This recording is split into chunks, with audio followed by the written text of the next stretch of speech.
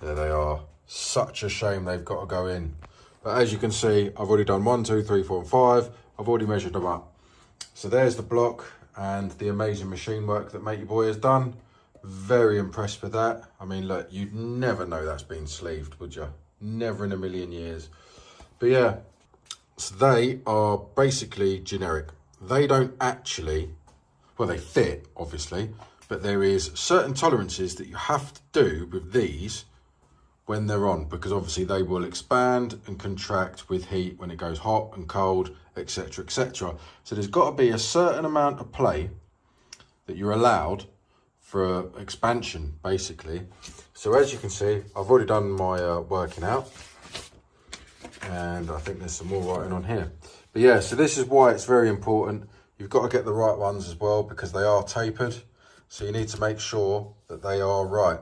So always, always, always read the instructions. So it says here, street high performance, drag racing, road racing, and nitrous turbo supercharged. That's the one we want because we've got a big fat turbo on it. So the top ring gap needs to be the bore size times 0.0055. So how do we work that out? Well, that's quite simple. You've got your data sheet with your bore size. So that bore size there times 0.0055 will give you your ring gap.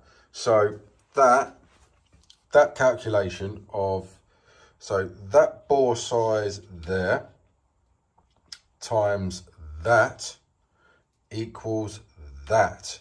So I've rounded it up to the nearest number because I can't get a feeler gauge with that. So I've decided to put it and ignore that. 0.0, that's supposed to be 19. So the second ring here has to be between 0.004 and 0.008 bigger than the top ring. So I've just gone dead smack in the middle and gone 0.006, which gives me a reading of 24.7. So rounded it off to 2.5. And then obviously the oil ring here, minimum of 0.015. So I've just gone with 0.016 because it's just easier. So according to that, we now have to do that. So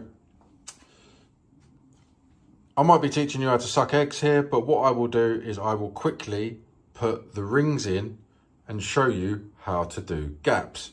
So I always start with the top ring just because it's easier. Obviously 1, 2, 3, 4, 5, 6 equates to 1, 2, 3, 4, 5, 6 because there might be a very, very slight difference in the cylinders. So I now know that those individual rings will fit those individual cylinders, if that makes sense. So the only one left is number 6, the sleeve one. So you want to put your ring in and then just obviously be very delicate because you don't want to scratch any of this. So then what you want to do, get one of your pistons and line it flat. Obviously doing this with one hand is not ideal. So I just basically go to piston actually inside the cylinder.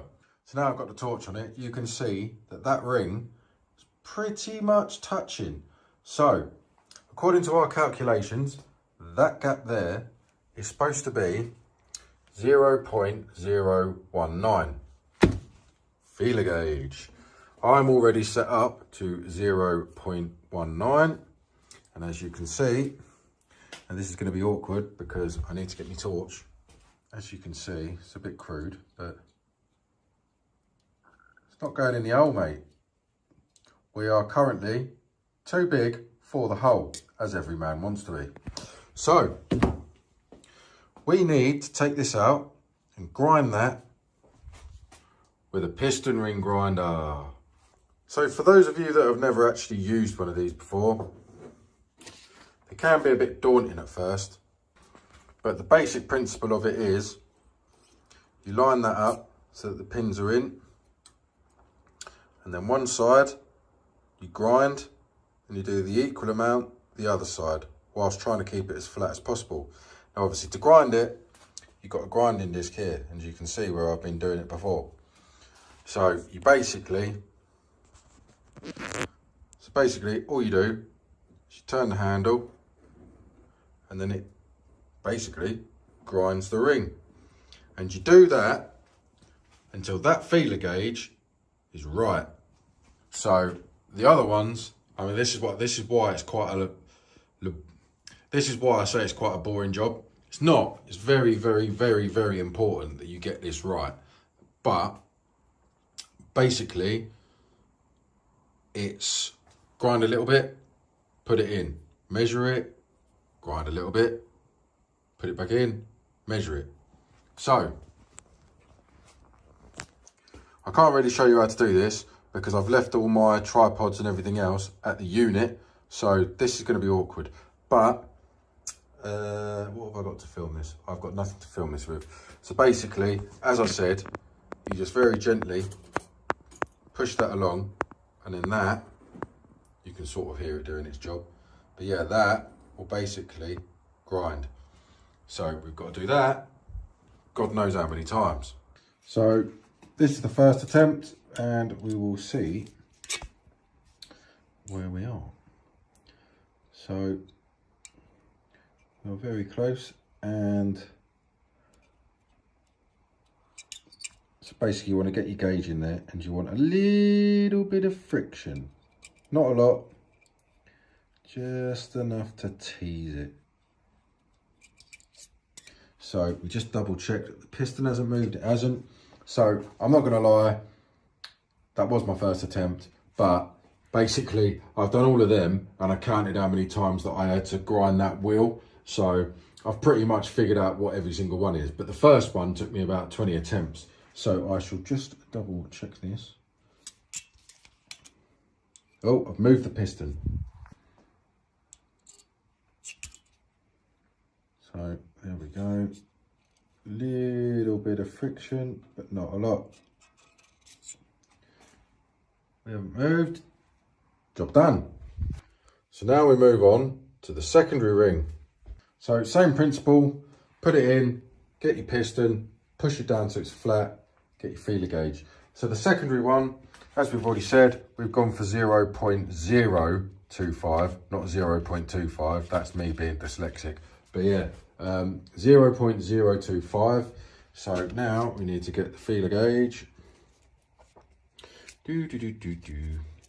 I think I need a cameraman, because this is kind of hard to do with one hand whilst filming. But I have done a video on this previously. But yeah. So we have 0.025. If you can see that, just. So we shall go in. And how much of that do we have? Well off. Well off. So we shall now take this out very gently.